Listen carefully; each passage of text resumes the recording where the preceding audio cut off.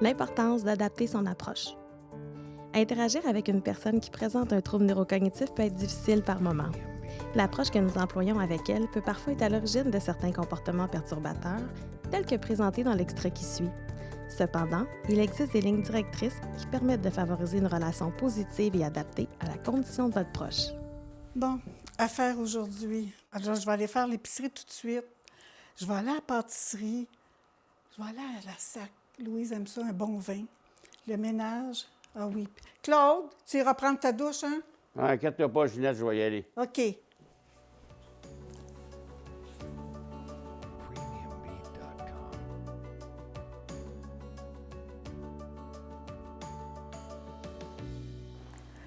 Bon, là, je vais aller faire l'épicerie. Claude, tu n'oublieras pas d'aller prendre ta douche, hein, mon homme? Non, inquiète-toi OK. pas. À tantôt, bye-bye.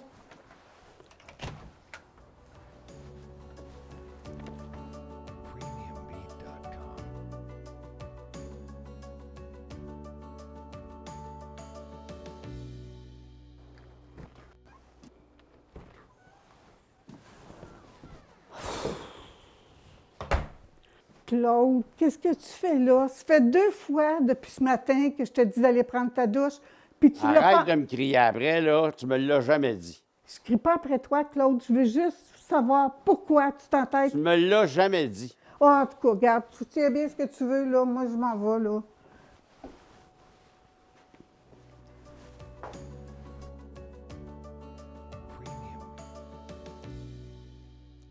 Bon, moi, j'ai terminé. Louise, c'est à ton goût? Super, merci, maman. Bon, ben ça me fait plaisir.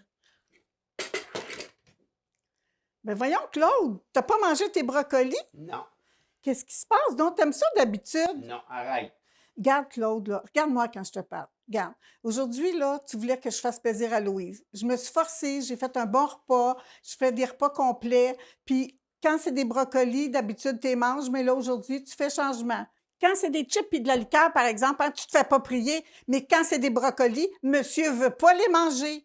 Moi, là, je suis tannée, Claude, là. Hein? Je me force pour faire des repas complets. Je fais tout mon possible. Maman. Maman, c'est correct s'il les mange pas, papa, ces brocolis. C'est correct. Moi, Louise, là, je suis plus capable. Je suis plus capable.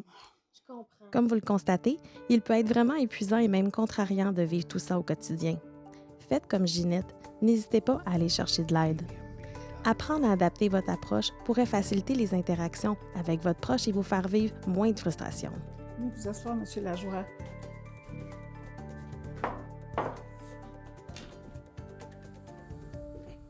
Bon. Comment ça va, Madame Gingras? Ah, je suis tellement contente de vous voir aujourd'hui, M. Lajoie. Ça devient difficile avec Claude, là. C'est vraiment pas drôle, là. OK. Racontez-moi un peu ce qui s'est passé. Bien, la semaine passée, notre fille est venue souper, puis d'habitude, Claude aime les brocolis. Fait que je m'étais dit, en faisant mon souper, je vais lui faire plaisir, je vais mettre des brocolis avec la balance, puis ça lui fait des repas complets. Mais là, il s'est obstiné à pas vouloir les manger. Puis là, il s'est fâché parce qu'il disait que j'arrêtais pas de crier après lui, puis que je faisais exprès, puis de l'achaler, puis en tout cas, ça faisait pas son affaire. Même ma fille, elle m'a dit, « Ben maman, arrête, c'est pas si pire que ça s'il mange pas ses brocolis. » Mais tu sais, j'ai l'impression que ce que j'ai dit, là, c'est rentre par une oreille, puis ça sort par l'autre. C'est vraiment pas évident. Ouais, ça a été une grosse semaine, hein? Oh oui! Ben, je tiens quand même à vous féliciter. La première étape, c'est de venir chercher de l'aide. Donc, bravo pour ça. Je pense qu'il y a des petites stratégies qu'on pourrait regarder ensemble qui pourraient être mises en place pour faciliter un peu votre quotidien. Puis, ce que je vous propose, on pourrait commencer par regarder comment adapter votre approche à la condition de votre conjoint. Alors, je vais prendre toute l'aide que je peux, soyez-en assurés. Fantastique. Donc, je pense qu'on pourrait commencer par revoir un peu la situation, puis voir qu'est-ce qu'on aurait pu changer, faire de différent.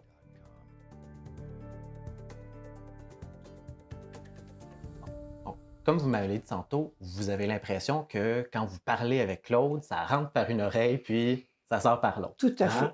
Bien, c'est normal, en fait. Avec les troubles neurocognitifs majeurs, comme la maladie d'Alzheimer, les gens en viennent à avoir de la difficulté à enregistrer les nouvelles informations. Donc, ça veut dire que Claude ne fait pas exprès d'être comme ça. Exactement. Hein, donc, quand on lui dit voyons, Claude, tu t'en souviens pas, je te l'ai dit il y a 2 minutes, puis qu'il vous dit qu'il s'en souvient pas, bien, en réalité, c'est vrai, il s'en souvient pas. Dans sa mémoire, ça ne s'est pas enregistré. Donc, malgré vos bonnes intentions de vouloir l'aider à s'en rappeler, bien, ça vient juste un peu le confronter à ses pertes, à ses erreurs, ses oublis. Hein? Puis, même chose quand on essaie de le raisonner, de lui expliquer des choses. Hein. T'es supposé aimer ça, tes brocolis, Claude, c'est bon pour ta santé, t'aimes ça d'habitude. Mais encore là, ça vient le confronter, ça peut être irritant pour lui. Si je comprends bien, au lieu de l'aider, je l'agresse. Un peu dans ce sens-là, oui.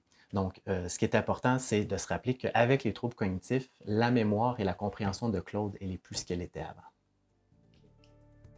Petit rappel, évitez de confronter votre proche à ses pertes. Observez le langage non verbal de votre proche pour vous faire une idée de son humeur. Rassurez-le et aidez-le à verbaliser ses émotions. Tenez pour acquis qu'il comprend beaucoup plus de choses que vous pouvez le penser.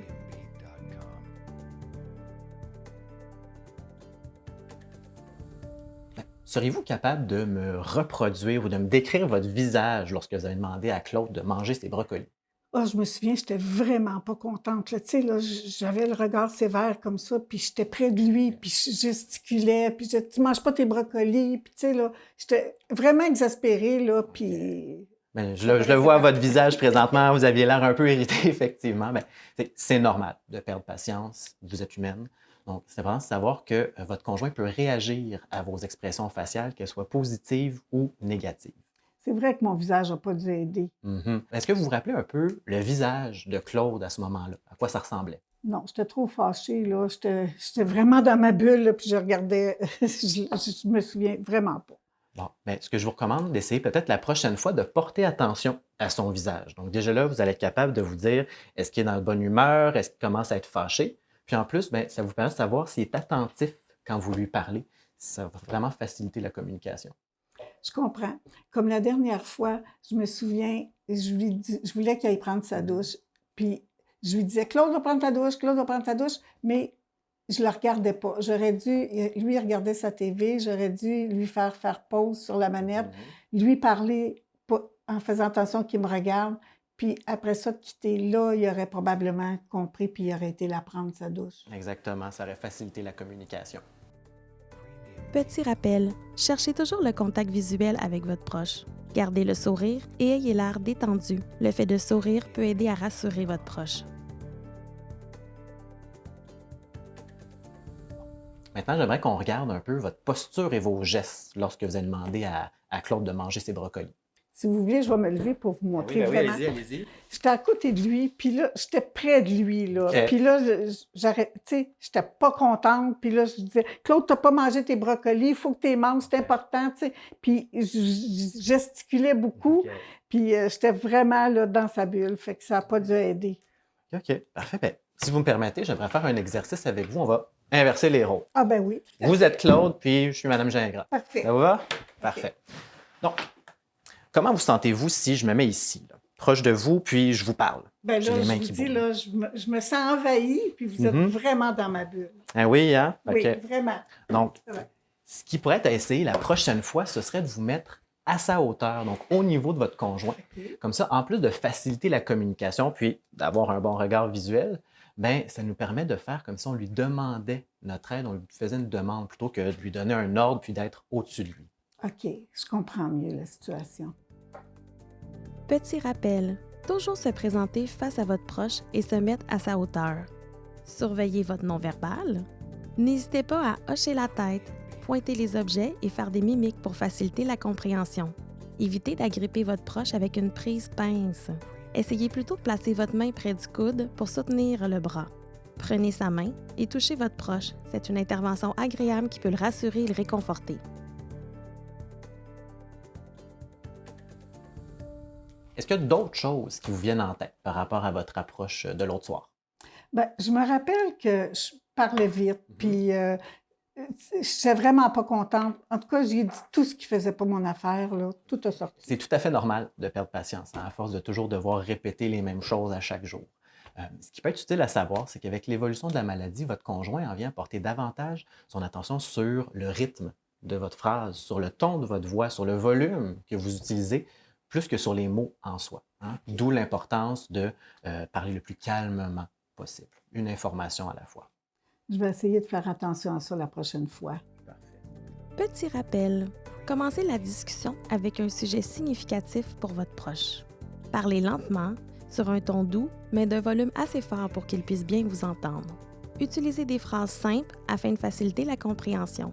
Posez une question à la fois et donnez du temps à votre proche pour y répondre, puisque généralement, le traitement de l'information est beaucoup plus lent chez une personne qui présente un trouble neurocognitif majeur. Répétez calmement au besoin.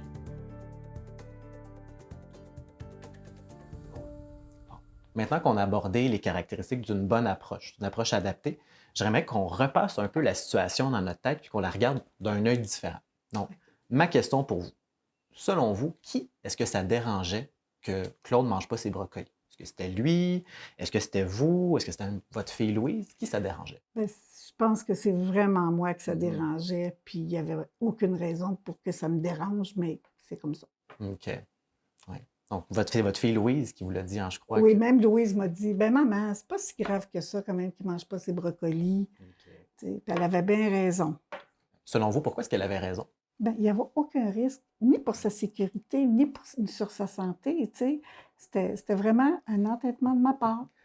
Et c'est normal de perdre patience, comme je l'ai dit tantôt. Hein? Donc, c'est sûr qu'avec dans cette situation-là, on regarde, c'est sûr que Claude n'aura peut-être pas mangé toutes ses portions de fruits et légumes pour sa journée. Hein? Mais il a mangé le reste de son repas, il n'est pas en train de perdre du poids, il n'y a pas de problème de santé. Donc, dans cette situation-là, je pense qu'on aurait pu laisser passer la situation. Donc, c'est de voir est-ce que c'est nécessaire d'intervenir à chaque fois ou on laisse passer.